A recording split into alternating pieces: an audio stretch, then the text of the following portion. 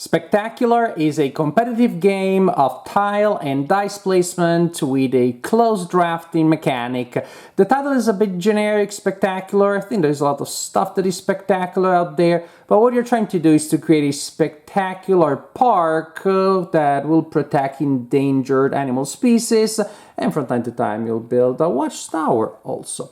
The first thing I want to show you about the game is the box, or more specifically, the presentation of the components in the box themselves. The box comes with cardboard mini boxes for the various components, and as you can see, they just fit there very nicely.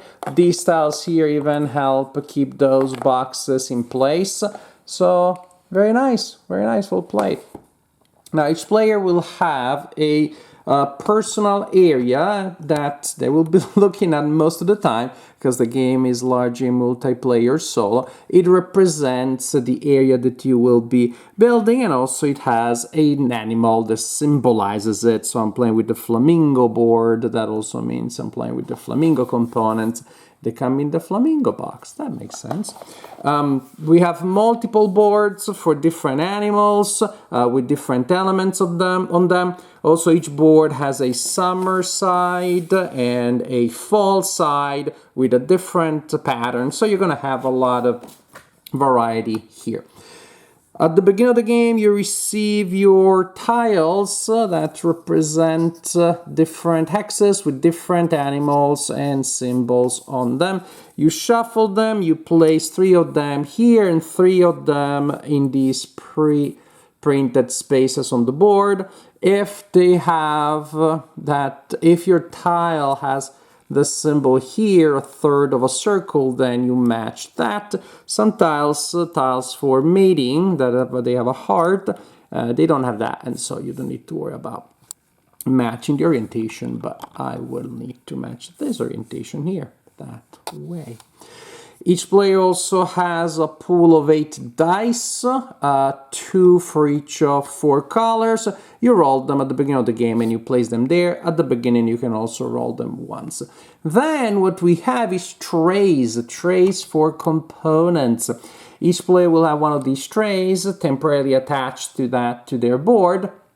And there are 4 tiles, 1 per terrain, and they come not from the personal terrain tiles, but from a shared supply of tiles. Plus 4 dice, 1 per color, rolled randomly and placed there at the beginning of the game. We play 2 rounds. In the first round, this is what the tray looks like. In the second round, as I think you can see from there already, we simply add more dice. There are going to be more dice there on those trays. These trays are what provides the close drafting element here, because you're going to select one of those elements, and when everybody's done, then the tray goes to the next player, and you get the tray from the next player sitting on the other side, and you continue like this. Matter of fact, that's the general idea. That is, each turn, you will select an element from the tray. It can be a die or a token, completely up to you. And suppose I decide to take a die from here, and then you place it there in my north staging area. And I also select a component, die or tile, from my personal supply, and I place it in that staging area there. And suppose that I decide to do something. I'm looking at it, I can't see any obvious move that I want to make, so I'm going to do that instead. That will be it for now. Once everybody, and this part can and should take place simultaneously, so that cuts down time. So after we're done that, everybody selected the elements on their staging area, and again, I may end up having 2 dice there or 2 tiles there. No restriction about it. Matter of fact, suppose I did that. No, I want to do the other one to show you. Boom. I ended up like that. So everybody has selected their components for that turn, and now you place them on the board. Where do you place them? Wherever the heck you want that doesn't have something in it. You don't have to match terrain, you don't have to match symbols. It's good if you do, but you don't have to. The only matching thing you had to do is the dice need to go on tiles of the same type. But again, tiles can go wherever you want them to go. Boom. Dice, they have to go on things of the same, on tiles of the same color. A couple of other restrictions, there may be a number printed on it, in which case only the kind of number can go there. Say, for example, only a 6 can go there. For areas, for reproduction, only a 1 or a 2 can go there. Only a 1 or a 2 can go there. Also, 6s, let me go one step back maybe. You may have noticed this thirds of circles, and what we're trying to do there is to complete the circle with segments of the same color. They can be from different terrains, it's fine. Once we complete the circle, then we get a watchtower of the corresponding color. There are 3 of the corresponding color, and we place it there. Now, only after we place a watchtower on tiles that have that circular segment, only then can we place 6s on those areas there. And those are the only restrictions. Must be a 1 or a 2, must be a 6, can be a 6 after I complete a watchtower. And maybe you don't have the right numbers, fear not, you have these awesome hat tokens, and you can use them to change the value of a die by 1 going up or down. That I can use for a blue, green, gray, and so on and so forth. And you can also wrap around, super useful, so altering by 1 a 6 into a 1 or a 1 into a 6. This is wild, I can use it for any die, but each of these can be used only once per game. And so after a while, your board will start looking more or less like this, with more dice, hopefully, for you, my friends. But again, I select 2 elements, one from the tray, one from my personal supply, and then I pass this to the next player, and I receive the tray from the person sitting on the other side. And again, I select an element from my personal supply and an element from up there, maybe this. I'm done. I placed them. I already regret that choice. Doesn't matter, just an example. Also, I never said I was good at this game. I'm gonna tell you I like it. Oh, spoiler. And we continue, and then later maybe I do this, and I do that. And now I place these, and we continue. Now, the game is played in 2 rounds. The round 1 is over when all the elements on the trays have been allocated. And then we score. What do we score? I already did that. We score entrance tickets. So we look at see the ticket here, this is the entrance to our park, and we score the value of all dice connected to it. The rulebook is not super clear on that point, the way I've been playing it, and if it's wrong, at least I've been consistent. You simply go and extend as much as possible. In this case, I would score all of these dice, but not that one. If I had a tile and a die there, I would go all the way up there.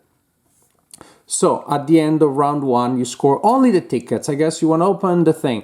But after that, you're stabilizing your environments and you need a lot of reproduction, I guess, for long-term stability.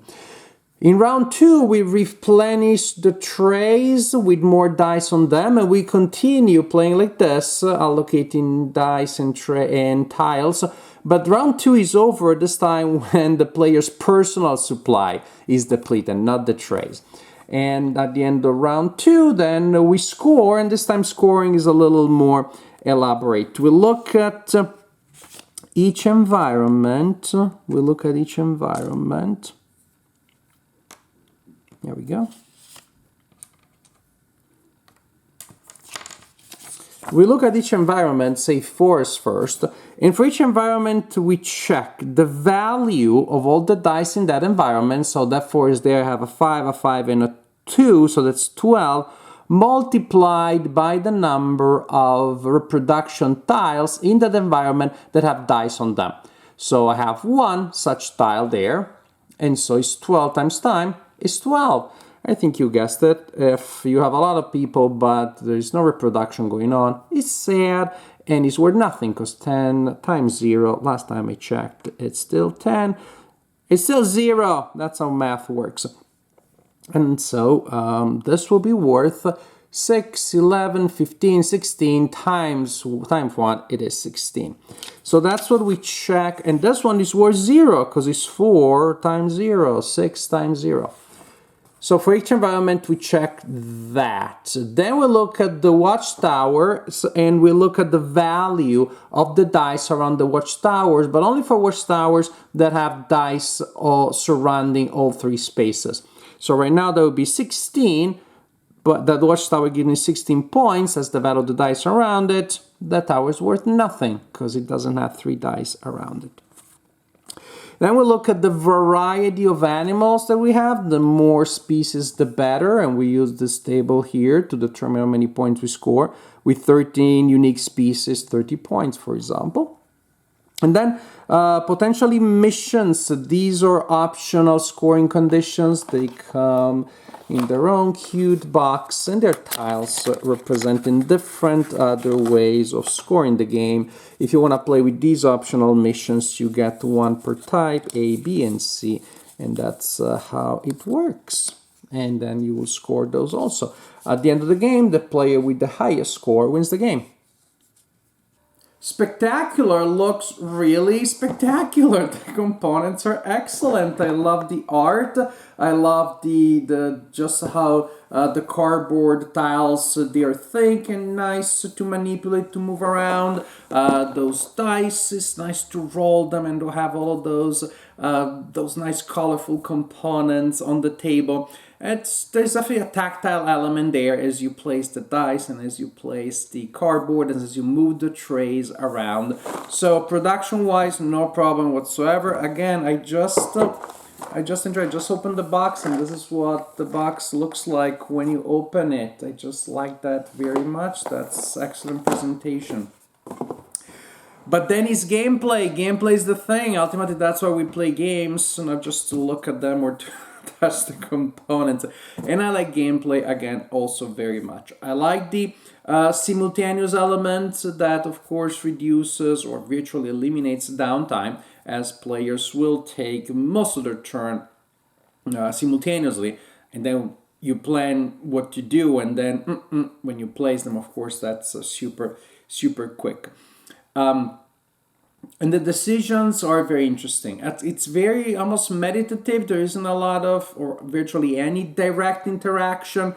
Maybe there's a tiny element. From time to time, you may look at other people's boards and you may realize that indeed, oh, blue dice are running low, and I think maybe that family member will want to take one, so I'm going to take this one now. There's a little bit of that, but again, it's not going to be any attacking each other or things like that. And mostly you will be paying attention to your board, but again, the resources are limited, so a little bit of peeking. It's not against the rules. And the puzzle of trying to score everything, it's impossible, which is the awesome challenge. You will never be able to do all that you will want to do. You will never be able to have every environment with a lot of awesome things, a lot of animals, a lot of multipliers, and a lot of watchtowers. You can't do everything that you want. You have a limited amount of choices and resources, and so you're going to try to do the best. And from that idea, there are interesting dilemmas that will emerge. Nice strategy that is built around a super simple engine. Draft 2 components, place them, but so many different interesting decisions that can come out of that.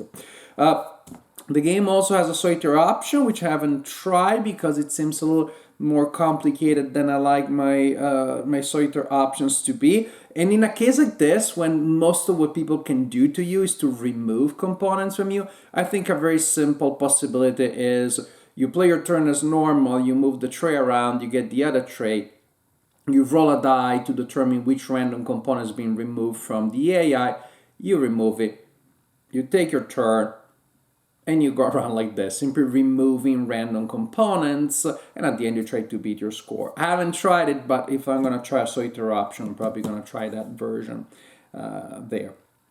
Maybe it's even good. Luckily enough, I haven't had any problem finding family members who want to play this game because it just looks interesting and attractive, and once we started playing it, my family really enjoyed it. At some point I also tried a game night because there's still enough of a decision space that even my more hardcore gaming friends I think will enjoy. So Spectacular, a really good game.